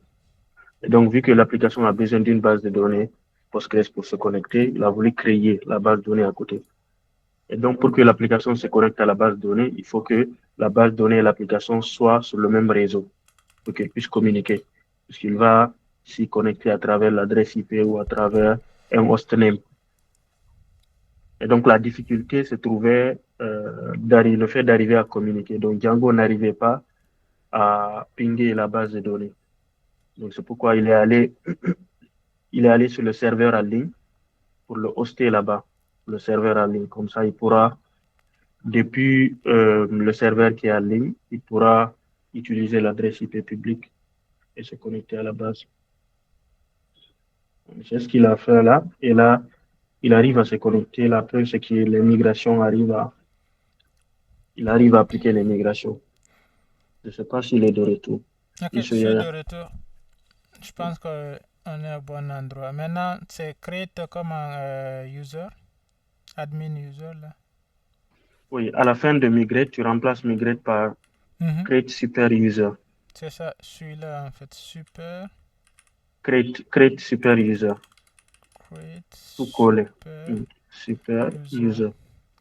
Et l'autre chose pour ajouter à ce que M. Harouna a dit, pourquoi j'ai pas voulu créer dans le même Docker Compose la base de données comme ça là, ok, c'est que lorsqu'on va monter dans Swarm, elle va se trouver répliquée partout, ok. Donc mieux vaut avoir une seule base de données. Il pourra y accéder partout là, mais avec des données différentes. Donc mieux vaut sortir la base de données, la mettre en standalone dans notre cas-ci là, que de lui mettre dans la stack. Ok. Après, on verra pourquoi maintenant les deux n'arrivaient pas à communiquer là pour X raisons. C'est bon? Donc l'utilisateur est créé. Maintenant, quand je reviens encore, je mets Docker PS. Je vois toujours qu'il roule sur le port 8000. Ok. Donc je reviens ici. Je tape. Bon, je vais y aller avec mon IP voir alors. IP config. ifconfig plutôt.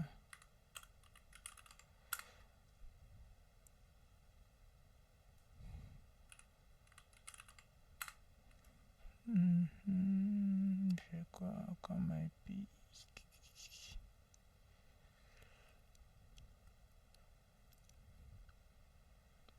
Voyons. Ok.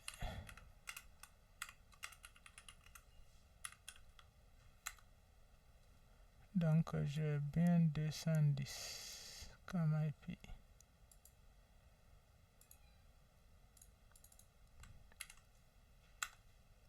Ok, au moins là, il arrive à passer. Parce qu'il ne le transforme pas en HTTPS, c'est ce que je doute. Non, c'est comme l'application n'est pas en train de bien répondre. Là, on va loguer l'application, voir, mais normalement, elle est là. Elle devrait afficher de quoi ici, là. Pour vous, les autres, lorsque vous tapez le local, je sais pas, qu'est-ce que je peux poser comme question même. J'ai pas envie de le monter jusqu'au niveau du SWARM sans s'assurer au moins que le Docker Compose, là, il répond à Runa. Oui. Ce que tu pourrais faire, c'est d'ajouter Ginicorn dans les dépendances et de lancer à travers Ginicorn et non Ok. Rune Server. Ok. Ici, là, juste ici, après. Oui, on va changer, non pas là-bas, toujours dans le... Je recopie juste Ah, la ok. commande, en fait, comme je l'avais ici. Oui. Ok, tu peux recouper la commande sans le CD, sans le CMD. C'est correct, on le lance comme ça. Config, oui, c'est bon. Tu peux mettre On enlève 2 points. celui-ci. Là, oui, tu enlèves celui-ci. Tu l'enlèves. Maintenant, WSD, là où on a config.wsd, tu vois, tu mets 2 points là-bas. Non, 2 points à la fin. À l'intérieur, tu mets application. Comme ça. Oui, comme ça. Ok. Tu peux relancer à nouveau. Donc, on le relance là, pas besoin de rebuilder. Tu ajoute Unicorn dans les dépendances. Ah, dans l'image elle-même de Docker ici? Non, dans les fichiers requirements. Okay, Il doit faire un... Bon, tu peux aussi l'ajouter directement dans le Docker file. Tu fais pip install Unicorn. Tu vois, voilà. Là où tu as ajouté, là, tu peux mettre devant, non, la ligne 41. La ligne 41 toujours. Après La ici, ligne 40, ouais, tu peux mettre deux, voilà. Tu mets pip install Unicorn. Unicorn, comment ça s'écrit? Non, je prends ce cas. Pardon? Ok, pipe install Unicorn. C'est tout, Aruna? Il décroche un appel. Ok, je build, on va voir si ça passe. Ok, le build il est passé. Donc, up, down d'abord. Ensuite, up. Ok, maintenant il dit encore qu'il roule sur le 80. On va voir si c'est vrai ça. Ok, je pense que c'est mieux cette fois-ci. Donc, il y a des configs pour lui autoriser l'IP, non? Ok, allons avec le localhost over. Normalement, il devrait y accéder aussi. Localhost. Ok, je pense que le localhost, lui, il est autorisé. Ok, monsieur. Oui. Allez-y dans le settings. On va autoriser les hosts. C'est où, ici, là? Non, pas là-bas. Dans le fichier config, voilà, setting. Maintenant, vous descendez. Ou bien, faites CTRL F. Tapez host.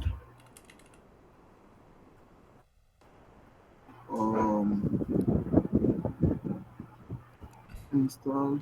Domaine URL, c'est ici, on change? Non, attendez. On doit avoir, on tape un truc de hello host. Ensuite, maintenant, on ajoute le domaine là-bas. Ah, ok, ici. Voilà, là-bas, on l'ajoute là-bas. Ok. Allo host, bon. Et si, y a-t-il un moyen de dire allo tout? Juste pour tester là, comme ça. Ok, essayez, on va voir. Ok, donc on arrête l'appli. Parce que dans le truc, on aura besoin de ça là, lorsqu'on va le monter dans Digital aussi. Je le rebuild. Ok, donc ici, je remets mon IP. Je pense qu'on est bon. Le étoile nous suffit pour le moment parce que les IP vont changer de l'autre côté. Merci. Donc, une fois ici, là, qu'est-ce qu'on fait? On met connexion ou qu'est-ce qu'on... Juste pour s'assurer que tout fonctionne d'abord. On va nous demander de s'inscrire. On va s'inscrire d'abord. Ok.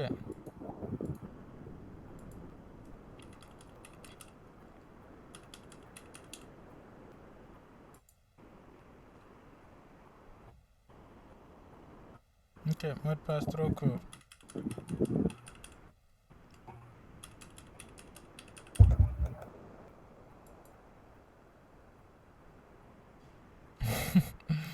Ah, les gars. Votre appli, il faut pas qu'il me fatigue. Je vais pas mettre des vrais mots de passe dedans, là.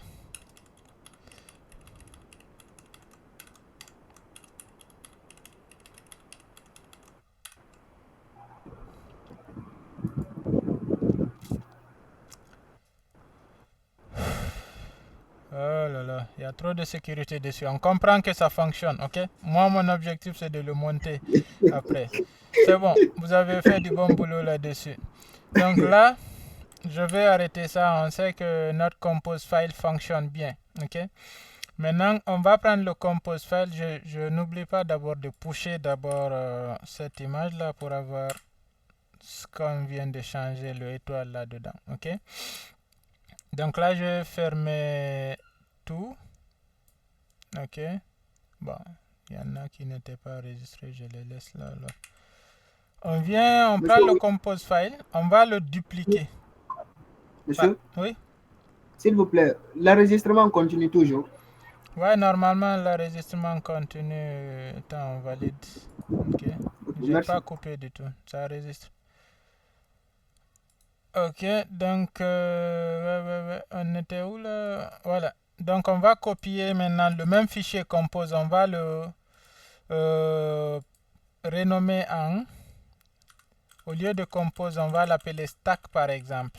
Ok, stack.yaml ou bien docker stack. C'est vous qui savez comment vous l'appelez en fait. Ou bien regardez les best practices en fait. Ok. Maintenant, vous rappelez qu'il y avait une petite différence au niveau, il y avait une commande deploy là en fait, au niveau du stack. Ok. Quand je reviens ici là, c'est vrai que notre stack n'a pas beaucoup de choses. On a que maintenant même on a sorti la base de données. On n'a que notre application Django dedans. Mais n'empêche que on peut venir lui déployer lui-même aussi. Tu vois, voting app, on avait le paramètre deploy. Ok. Ensuite, si on avait notre microservice avec lequel notre application devait communiquer, on serait obligé de créer un réseau. Ok.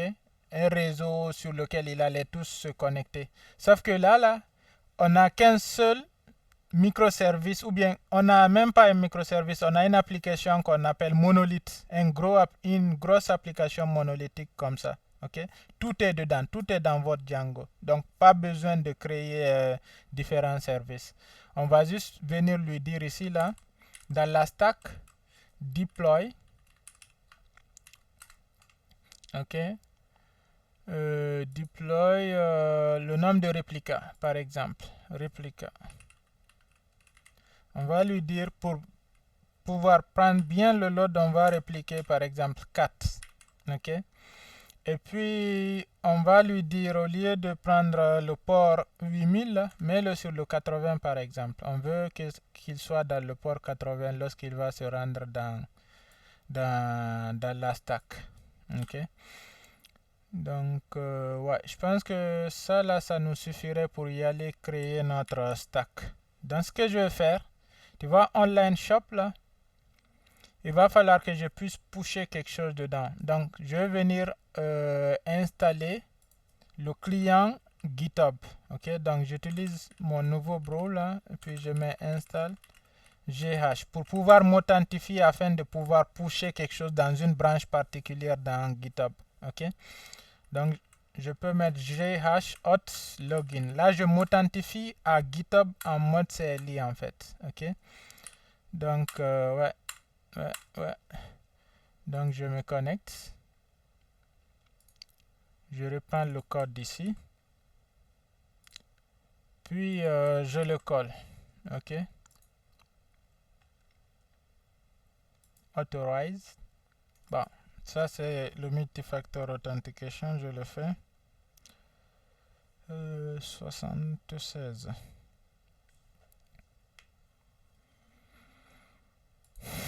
C'est bon. Donc je suis connecté. Maintenant là, normalement je peux mettre git status. Ok. Git remote. Cette URL, je veux changer l'URL qui était en HTTPS, je vais le mettre en git SSH. Donc je viens, je recopie ça pour pouvoir pusher dedans. Remote origin plutôt. Come on. Origin, remote origin. Cette URL origin. Bah. Cette URL origin. Normalement c'est origin on a. Ok, donc ça c'est bon. Du coup, je vais venir me créer une branche parce que normalement je peux pas pusher sur la branche master. Ok, je vais l'appeler docker. Parce que le terme checkout n'est pas bon. Merci. Checkout. Docker stack. Bon, Docker Swarm plutôt. On va l'appeler ainsi. Il va créer un. Donc, ouais, le ignore, il est ignoré, c'est correct. Parce que je pensais au fichier env, on voulait pas forcément rajouter le tout. Donc là, je commit add docker stack. Bon. Sur cette machine, il faut que je lui envoie mon utilisateur.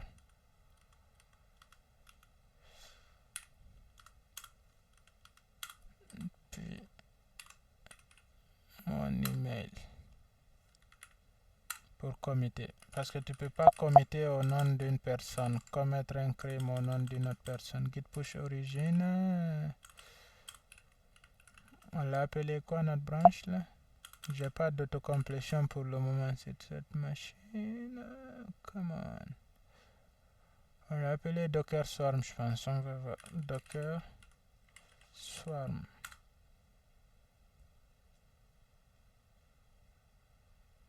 Ok, donc ce que je vais faire, faudrait que j'en rajoute aussi mon utilisateur. SSH. Ma clé publique sur mon GitHub. Parce que c'est toute une nouvelle clé. Je fais ça rapidement.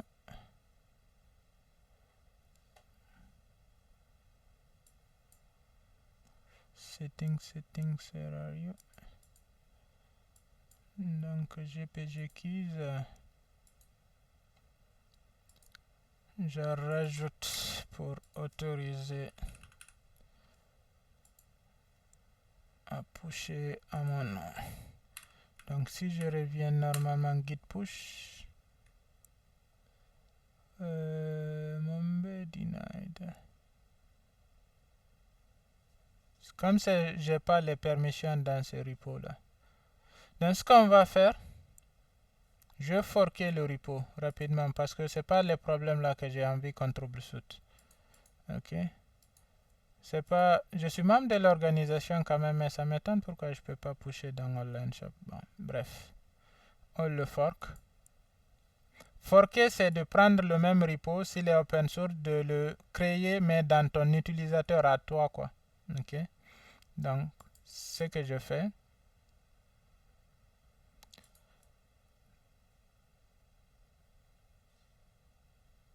Ok, il me permet au moins ça.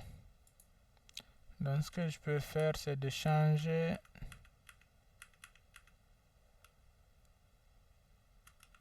au lieu que ce soit sur Miltech l'organisation, ça sera sur mon nom d'utilisateur.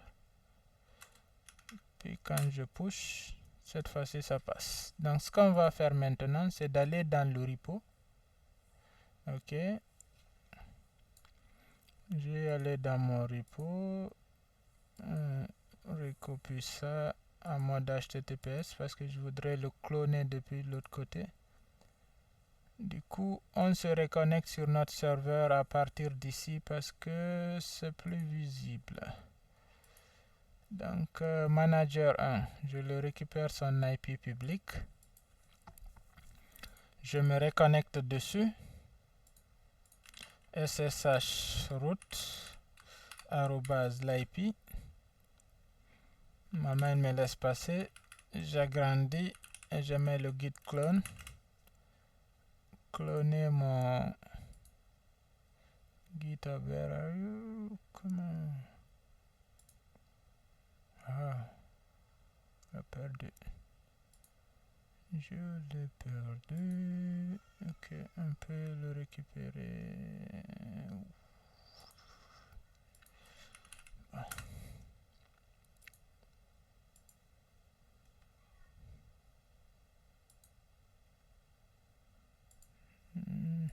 Je le récupère là et puis on vient le cloner. Tout ça là c'est pour avoir nos différents changements ici. Et vous aussi après vous pourrez y avoir sur L'appel nos est repo. fini. C'est bon? Ok. L'appel est fini. Je vous renvoie une, ça fera la 3e heure, c'est ça? Oui, monsieur, on ne va pas prier d'abord. Ok. On se donne 15 minutes avant de revenir, c'est bon?